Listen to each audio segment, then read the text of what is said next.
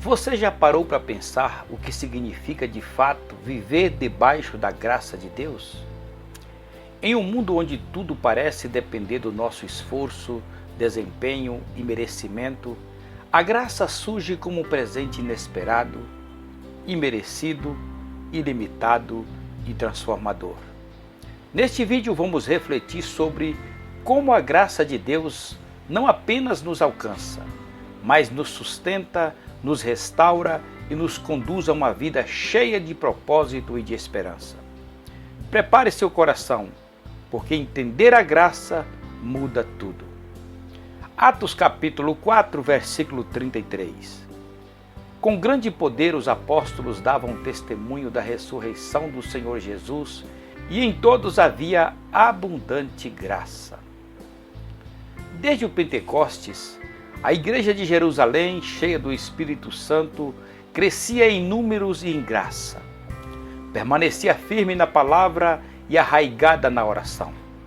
Tinha intimidade com Deus e simpatia aos olhos do povo. Adorava a Deus com entusiasmos e em cada alma havia temor. Nessa igreja havia uma liderança cheia do Espírito Santo e um povo comprometido com a santidade. No capítulo 4 de Atos, somos informados que em todos os crentes havia abundante graça. 5 verdades nos chamam a atenção nesse texto. Primeiro, havia abundante graça apesar de atroz perseguição. Verso 3. Os líderes da igreja estavam sendo encerrados em prisão, açoitados, não porque fossem delinquentes e perturbadores da ordem social, mas porque pregavam o poderoso Evangelho de Cristo. Uma igreja fiel sempre despertará a fúria do mundo. Uma igreja santa sempre incomodará uma sociedade rendida ao pecado. Porém, apesar de viver debaixo da opressão, a igreja tinha abundante graça, exuberante alegria e poderoso testemunho. E 2. Havia abundante graça manifestada num ousado testemunho. Versículo 8. A igreja dava audacioso testemunho do Evangelho, mesmo debaixo das ameaças mais ruidosas. Longe da igreja recuar e calar a sua voz diante dos açoites e prisões, tornou-se mais intrépida.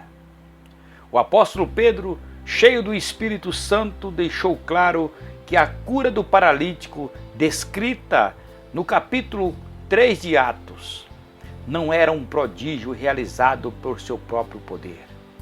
Era uma obra soberana de Jesus, o mesmo que vencera a morte, ressuscitando dentre os mortos. Pedro não se concentra no milagre da cura, mas anuncia Jesus como o único que pode salvar o pecador. O milagre não é o Evangelho, mas abre portas para o Evangelho. Pedro não hesitou em proclamar no quartel-general do judaísmo que o Messias esperado era o Jesus que havia sido crucificado em Jerusalém e levantado da morte. Ele é o Salvador do mundo. E terceiro, havia abundante graça demonstrada em fervorosa oração. Versículo 24. Enquanto a liderança da igreja é ameaçada pelas autoridades no fronte da batalha, a igreja fica na retaguarda da oração.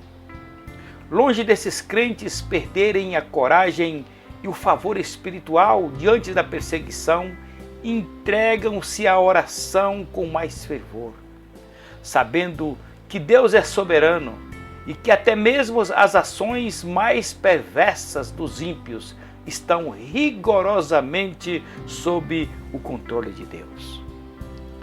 A igreja não pede cessação da perseguição, mas poder para testemunhar no meio da perseguição. A igreja não pede ausência de luta, mas oportunidade para pregar. Enquanto os crentes oravam, o Espírito Santo desceu sobre eles. A casa onde estavam reunidos tremeu, e todos com intrepidez deram testemunho de Cristo. Não há poder sem oração, não há eficácia na pregação sem oração.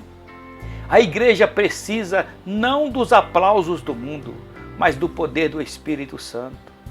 Precisa não do reconhecimento da terra, mas da intrepidez dos céus.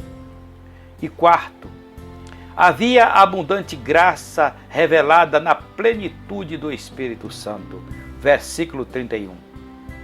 Quando a igreja orou, os céus se abriram, o Espírito Santo desceu e todos ficaram cheios do Espírito Santo. Antes desse revestimento de poder, a igreja estava trancada, com medo. Agora é trancada por falta de medo. Antes eles temiam os açoites das autoridades. Agora são as autoridades que temem a igreja. Uma igreja cheia do Espírito é irresistível. Ela não teme ninguém, a não ser a Deus. Ela não foge de nada, exceto do pecado. Um crente cheio do Espírito Santo pode até ser preso e algemado, mas se torna um embaixador em cadeias. Os homens podem prender a nós, mas jamais a palavra de Deus. E quinto, havia abundante graça comprovada pela visível generosidade. Versículo 32. Uma igreja cheia de graça é apegada às pessoas e desapegada das coisas. Não retém os bens apenas para si, distribui-os com generosidade. Não acumula com ganância, mas distribui com generosidade. Ama não apenas de palavra, mas de fato e de verdade. Suas obras são o avalista de suas palavras. Prega não apenas aos ouvidos, mas também aos olhos. A abundante graça de Deus não é algo distante ou reservado para poucos. Ela está disponível hoje, agora, para todos que se abrem para recebê-la. Não importa o seu passado, suas falhas, suas lutas, a graça é maior do que tudo isso. Que essa reflexão te lembre que você não precisa carregar pesos sozinhos, pois Deus já derramou sobre você um favor que transborda. Viva essa graça, caminhe nela e permita que ela transforme cada área da sua vida. Se esta mensagem falou com você, compartilhe com alguém que também precisa experimentar dessa graça abundante. Que Deus abençoe a sua vida e até o próximo vídeo.